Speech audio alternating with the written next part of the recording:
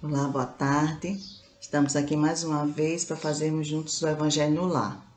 Inicialmente, vamos fazer uma leitura preparatória do livro Minutos de Sabedoria de Carlos Torres Pastorino, a mensagem de número 145. O homem é o que pensa. Se você insistir em pensar no mal, na dor, na doença, você os atrairá para si. Pense na saúde, na alegria, na prosperidade, e sua vida tomará novo rumo. Afirme sempre que é feliz, que as dores passam, que a saúde se consolida cada vez mais e a felicidade baterá à sua porta. Seja otimista e permaneça o mais possível ligado ao Pai Celestial. Vamos fazer a nossa prece, agradecendo ao nosso Pai por essa oportunidade de estarmos aqui, encarnados, fazendo o Evangelho no Lar, vibrando energias boas. Agradecer ao nosso Mestre Jesus pelo Teu Evangelho, pelos Teus ensinamentos. Agradecer a espiritualidade amiga que está sempre junto de nós, nos auxiliando, vibrando por nós. Pedimos que nos auxilie no estudo desta tarde, para que a gente possa ter o melhor entendimento da lição que será estudada aqui. Graças nós damos a todos por tudo e que assim seja. Então, hoje nós vamos estudar a lição que está no capítulo 12, Amai os vossos inimigos, do Evangelho segundo o Espiritismo, né? Amai os vossos inimigos, os itens 5 e 6, os inimigos desencarnados. Então, bem, o espírita tem ainda outros motivos para ser indulgente com seus inimigos. Em primeiro lugar, ele sabe que a maldade não é o estado permanente dos homens, que ela se deve a uma imperfeição momentânea e que, assim como a criança se corrige dos seus defeitos, o homem mau reconhecerá um dia os seus erros e se tornará bom. Sabe também que a morte apenas o livra da presença material do seu inimigo, já que este pode consegui-lo com o seu ódio, mesmo depois de haver deixado a terra. Que assim a vingança falha ao seu objetivo, visto que, ao contrário, tem efeito produzir maior irritação, capaz de passar de uma existência a outra. Cabia ao Espiritismo provar, por meio da experiência e da lei que rege as relações entre o mundo visível e o mundo invisível, que a expressão extinguir o ódio com o sangue é radicalmente falsa, que a verdade é que o sangue alimenta o ódio, mesmo no além-túmulo. Cabia-lhe, por conseguinte, dar uma razão de ser positiva e uma utilidade prática ao perdão e ao sublime preceito do Cristo: amai os vossos inimigos. Não há coração tão perverso que mesmo sem se dar conta, não se mostre sensível ao bom proceder. Mediante o bom procedimento, tira-se pelo menos todo o pretexto às represálias. De um inimigo pode-se fazer um amigo, antes e depois de sua morte. Com o mau proceder, o homem irrita o seu inimigo, que então serve de instrumento à justiça de Deus para punir aquele que não perdoou. Podemos, pois, ter inimigos entre os encarnados e os desencarnados. Os inimigos do mundo invisível manifestam sua malevolência pelas obsessões e subjugações que têm vitimado tanta gente e que representam uma variedade nas provações da vida. Tais provações, como as demais, concorrem para o adiantamento do ser e devem ser aceitas com resignação e como consequência da natureza inferior do globo terrestre. Se não houvesse homens maus na terra, não haveria espíritos maus à sua volta.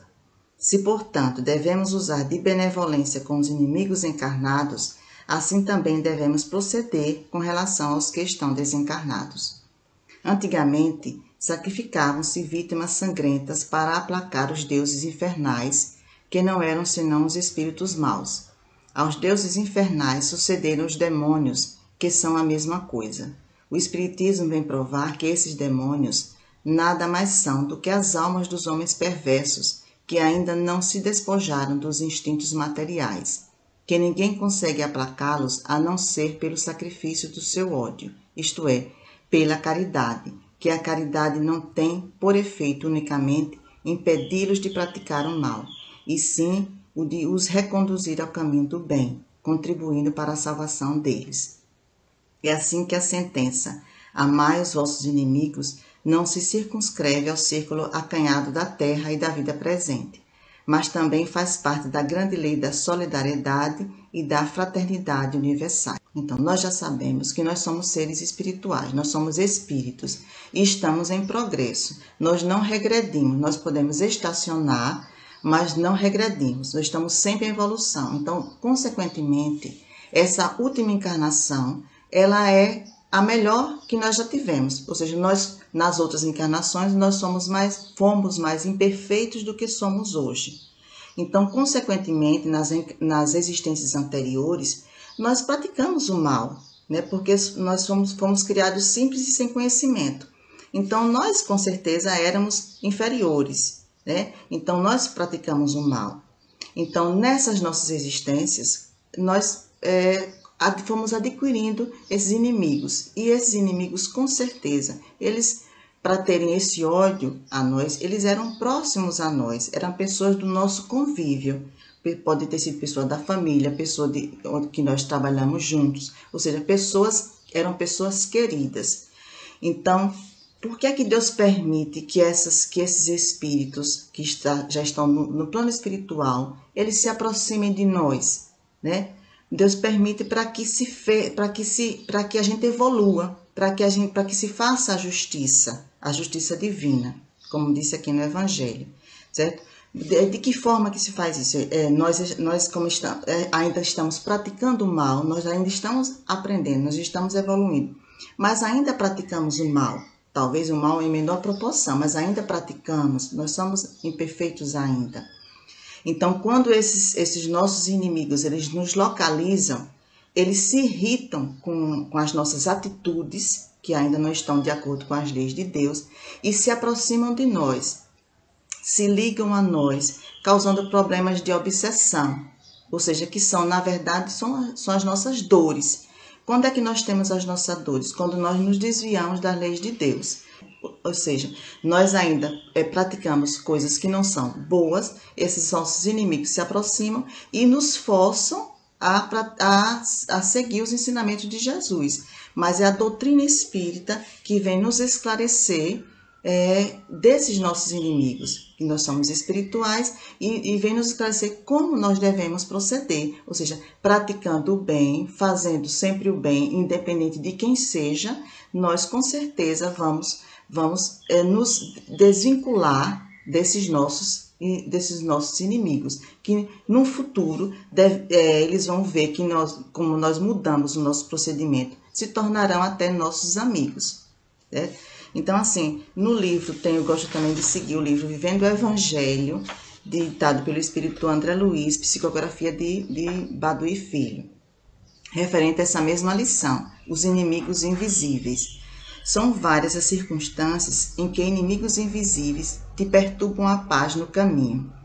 Livres dos liames que os prendiam ao corpo físico, os adversários que já atravessaram as fronteiras do além-túmulo e ainda guardam o olho na alma, espreitam a ocasião oportuna para destilar o veneno da vingança.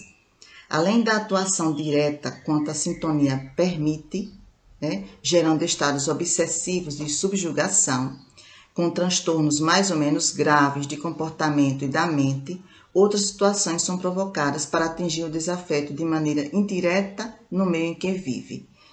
Desajuste no casamento, ou seja, eles nos atingem, às vezes não diretamente com a gente, às vezes com aqueles entes que estão próximos a nós. Disputas familiares, conflitos no lar, obstáculos no trabalho, antipatias gratuitas na convivência, tentações de toda espécie. Se já te envolves no mundo do amor e da caridade, pronto, esse é o remédio, esse é o antídoto para esses nossos problemas. Se já te envolves no manto do amor e da caridade, é provável que estejas a salvo do ataque direto. Pronto, então já vem o esclarecimento, é isso que a doutrina espírita faz, ela nos mostra o caminho que a gente deve seguir. Ó. Contudo, é bom estar atento a situações em que os inimigos invisíveis procuram te ferir o coração através dos afetos mais próximos. Muitas vezes, aqueles que te são mais caros em momentos de invigilância são instrumentos fáceis de vingança espiritual.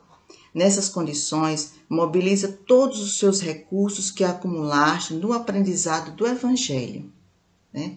E confiante no apoio divino, entrega-te às mãos de Jesus, compreendendo e perdoando, sem te esqueceres de que a oração e a vigilância são companheiras inseparáveis daqueles que se dispõem a trilhar o caminho do bem e estão predestinados a amar e servir sempre. Então, o Evangelho, né, e a oração, e a gente praticando o bem. Esses são é o antídoto para que esses nossos inimigos eles possam se desvincular da gente. A partir do momento que ele percebe que a gente já está praticando o bem, com certeza eles vão se afastar, certo? Mas é dessa forma. Então, a doutrina espírita ela vem nos trazer esses ensinamentos, que na verdade esses espíritos que estão nos fazendo mal, nos atingindo em todos os lados que a gente não sabe, né?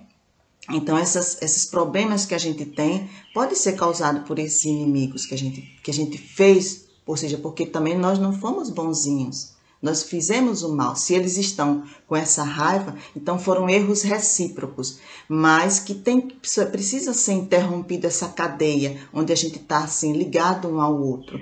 E que seja por nós que já estamos tendo o conhecimento, através da doutrina espírita, de como proceder. Então, esse ciclo, essa ligação de ódio, com certeza vai ser interrompida com o nosso bom proceder. E aqui também no livro no livro Jesus no Lar, certo? Na lição de número 30, a regra de ajudar. Então, Jesus também, é uma conversa que Jesus está tendo com um discípulo, na época era discípulo João, o evangelista, que se tornou depois apóstolo, né? Jesus diz aqui numa frase também: façamos, sobretudo, o melhor que pudermos na felicidade e na elevação de todos os que nos cercam, não somente aqui, mas em qualquer parte, não apenas hoje, mas sempre. Então, sempre os conselhos de Jesus, né, para que a gente sempre pratique o bem. E a gente sabe que as dores chegam quando nós nos desviamos das leis de Deus.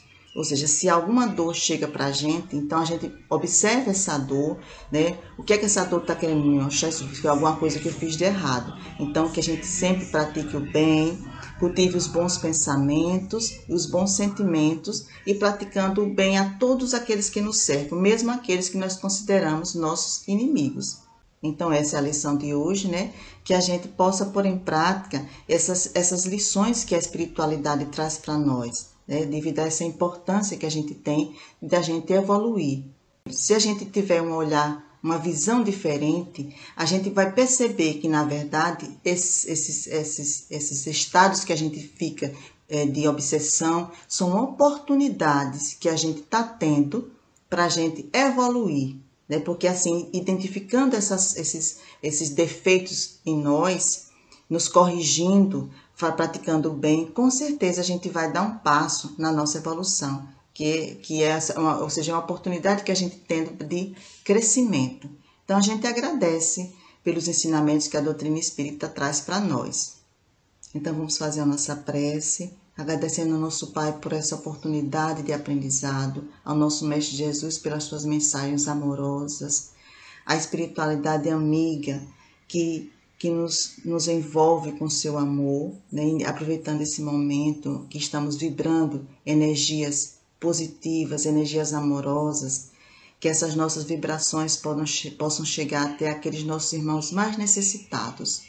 Né? Pedimos ao nosso Pai que nos abençoe a todos, abençoe o nosso planeta, nos envolva a todos com o seu amor e que a nossa Mãe Maria nos envolva a todos com o seu amor de mãe que todos nós necessitamos. Graças nós damos a todos por tudo e que assim seja. Então é isso, meus irmãos, que a paz de Jesus esteja nos corações e nos lares de todos vocês. Então, até um próximo Evangelho no Lar.